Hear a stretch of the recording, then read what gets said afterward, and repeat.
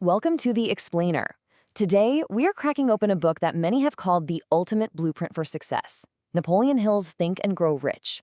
Now, Hill spent something like 2 decades studying the most successful people on the planet, and he was convinced he'd found a secret formula.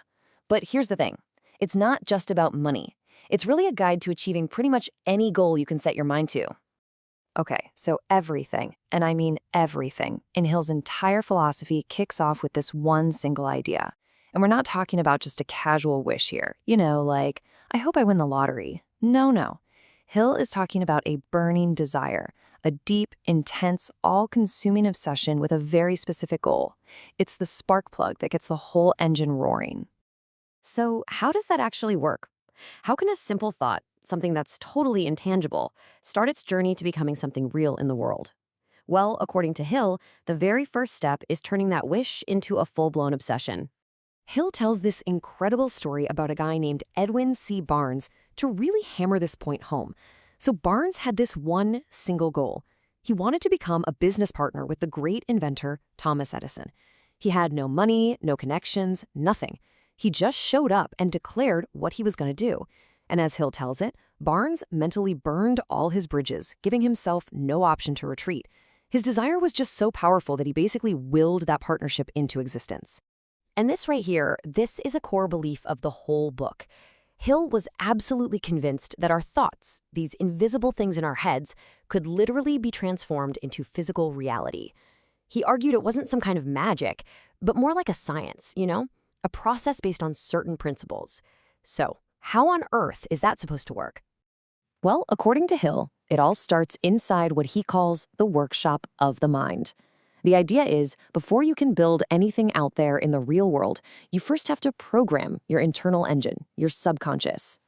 Hill uses this really powerful analogy for this. He says your subconscious mind is just like a fertile garden. It's totally neutral. It doesn't care what you plant. It'll just grow whatever seeds you put in it. So if you deliberately plant seeds of purpose and desire, that's what you're going to harvest. But if you just neglect the garden, well, the weeds of fear and doubt and failure will grow all on their own. Okay, so if your mind is a garden, how do you plant the seeds? The tool Hill gives us is something he calls autosuggestion. Really, it's just a fancy term for self-suggestion. Consciously feeding your subconscious what you want it to believe through repeated instructions, affirmations, all that stuff. It's basically the control panel for that garden. And this is a really vital connection in his whole philosophy. All that repetition, all that autosuggestion, it's designed to build the next key ingredient, faith. And just to be clear, he's not talking about religious faith. He means an absolute 100% unshakable belief that you will achieve your goal.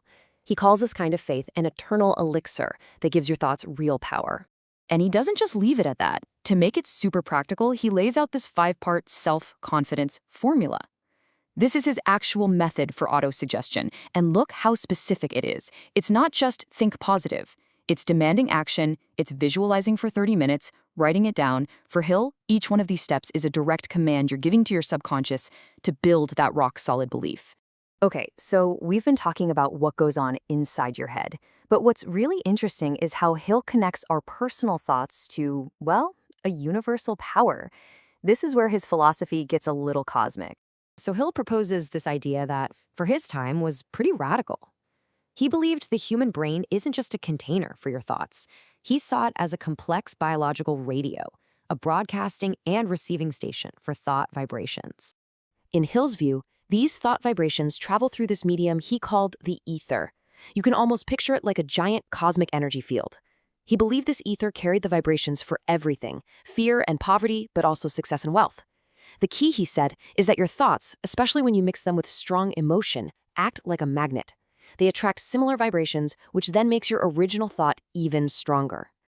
And the ultimate goal of all this is to connect with what he called infinite intelligence. He described it as a kind of universal database of all knowledge. It's the source of those flashes of inspiration, those gut feelings or hunches that seem to come from nowhere. So, in his mind, you're not creating success all by yourself. You're actually tapping into this cosmic power for help. Okay, so that's a lot of big ideas, right? You've got the desire, you're programming your mind, you're tuning into the universe, but how do you actually put it all together in a daily practice? Well, Hill condensed the entire thing into his famous six-step technique. This right here is the real nuts and bolts of the book. And the key word in all of this is definiteness. Vague wishes are totally useless. You have to be exact. The exact amount, exactly what you'll give in return, the exact date, a definite plan. By writing this all down and reading it aloud every day, you're programming that command deep into your subconscious and telling it to get to work. And all of this brings us to the ultimate, most empowering conclusion of Napoleon Hill's entire philosophy, and that's the idea of absolute personal control. Hill comes back to these famous lines over and over again. And for him, this wasn't just some poetic, inspirational phrase. He believed it was a literal, achievable truth, the foundation that his entire philosophy is built on. So why did he believe this so strongly? Well, it all comes down to one really simple but profound reason. He argued that while you can't always control your circumstances, nature has given every single one of us absolute power over one thing, our own thoughts. And since every creation, every single achievement starts as a thought, well, if you control your thoughts, you ultimately control your destiny.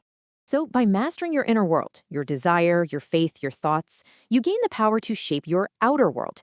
This philosophy basically hands you the keys to your own mind. So the only question left is, what are you going to build with it?